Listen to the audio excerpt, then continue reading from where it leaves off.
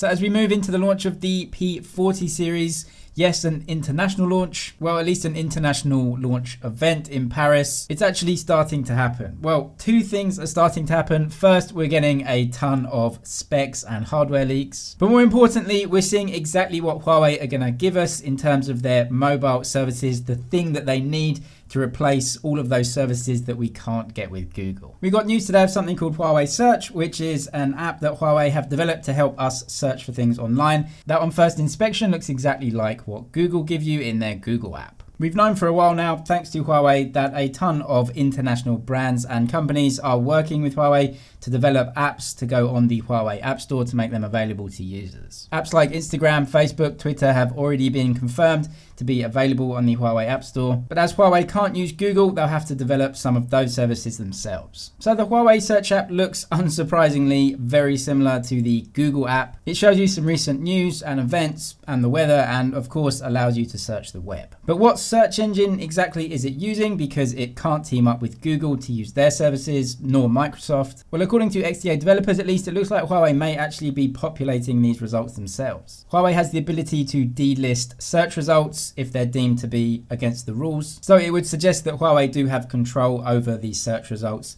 that you are being fed. All that is to say they're not working with a third-party search provider like Google, Microsoft, AOL, or many of the other search engines that are currently used. This is anyway fairly minor, as I think most people, especially outside of China, trying to search for things on the internet will go to Google anyway. They can just use a browser on the phone, go to google.com, and then just search using that. Anyway, that is most people's first choice for a browser in any case. Back on hardware news though, it looks like we now know the charging specs for both the P40 and the P40 Pro. Tipped to be unchanged, 22.5 watts for the P40 and a 40 watt charger for the P40 Pro. These charging specs are still really good and up there with some of the best in the industry. We may have expected them to get a bit of a boost, considering some competitors in China right now are using 50 watt, 65 watt in cheaper phones. However, what we don't know is if Huawei have or haven't upgraded some of these specs in the charging bricks and in the phones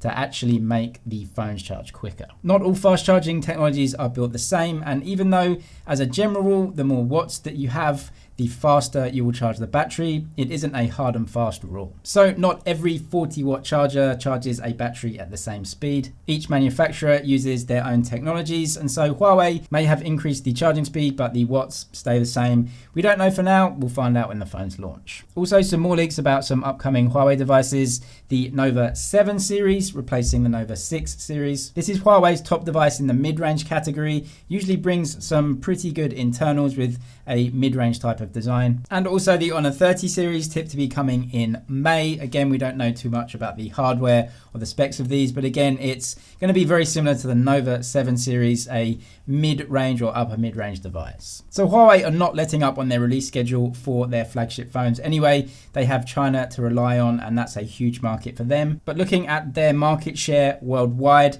it is taking a big tumble. People just don't want to buy these devices without Google. But we will look to the P40 series to see just what Huawei can give us with their mobile services, and there'll be a lot more info in the coming month before the launch. Subscribe for all the latest tech news and videos. That's it for now, but I'll see you in the next one.